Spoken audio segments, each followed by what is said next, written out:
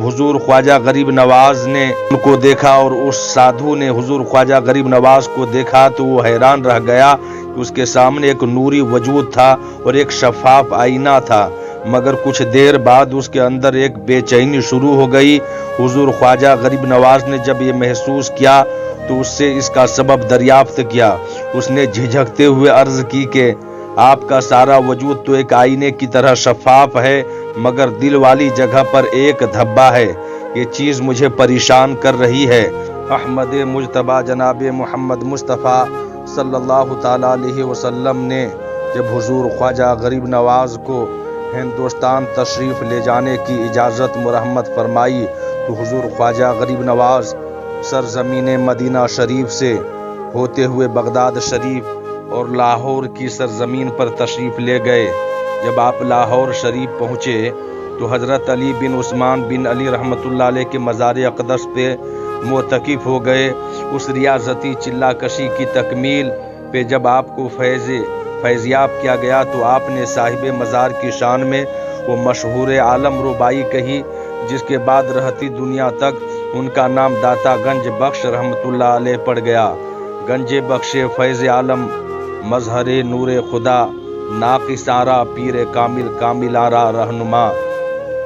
यहाँ से बाकी आलम के लिए फैज़ लेके जब आप अजमेर शरीफ तशरीफ़ लेकर के गए तो आपका नाम गूंजने लगा। लोग इनफरादी तौर पर और जत्थों की सूरत में आपकी खिदमत में हाजिर होकर अपना गौहर मकसूद पा रहे थे।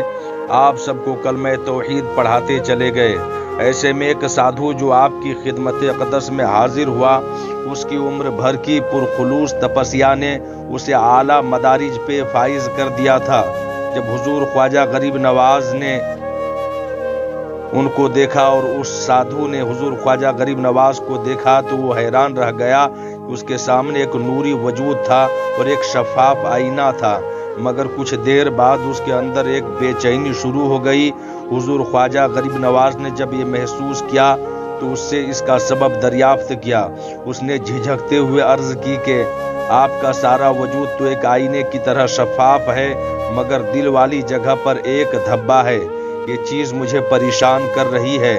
आपने फरमाया कि हाँ ऐसा ही है, मगर उसको सिर्फ तुम ठीक कर सकते हो। इस बात पर वो हैरान रह गया और उसे एतबार ना आया कि वो ऐसा कर सकता है। हुजूर ख्वाजा गरीब नवाज ने उसकी हालत का अंदाज़ा लगा लिया था। तब फरमाया कि वाकई तुम उसको ठीक कर सकते हो।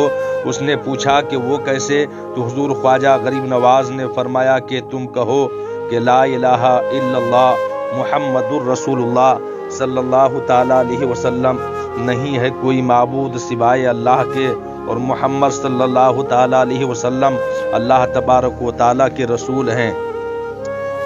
जब उसने कलमा पढ़ लिया तो आपने फरमाया कि अब मेरी कल्ब की तरफ देखो। उसने जब देखा तो वो धब्बा वहाँ से गायब हो चुका था। अब वो मजीद तहय्युर में घिर चुका था। उसे कुछ सुझाई नहीं दे रहा था, ज़बान भी साथ नहीं दे रही थी। ये देखकर हुजूर ख्वाजा गरीब नवाज ने फरमाया कि तुम्हारी उम्र भर की रियाजत और नफ्स कशी ने तुम्हें यह मुकाम अता किया है कि जिसकी बदौलत तुम मेरा नूरी वजूद देखने के काबिल हो गए हो। मैं एक आईने की तरह हूँ और उसमें तुमने अपने बातिन का अक्स देखा जो कि अंदर से शफाफ हो चुका है, मगर शिर्क की वजह से तुम्हारे कल्ब पर एक धब्बा बाकी रह गया था जो तुमने मेरे अंदर देखा। कलमा पढ़ते ही वो धब्बा गायब हो गया। इस तरह उस बाकमाल शख्स के बातिन को आपने असली कमाल से कलमा हक के जरिए रोशन फरमा दिया और हिंद के जुल्मत कदे में एक और चराग रोशन किया।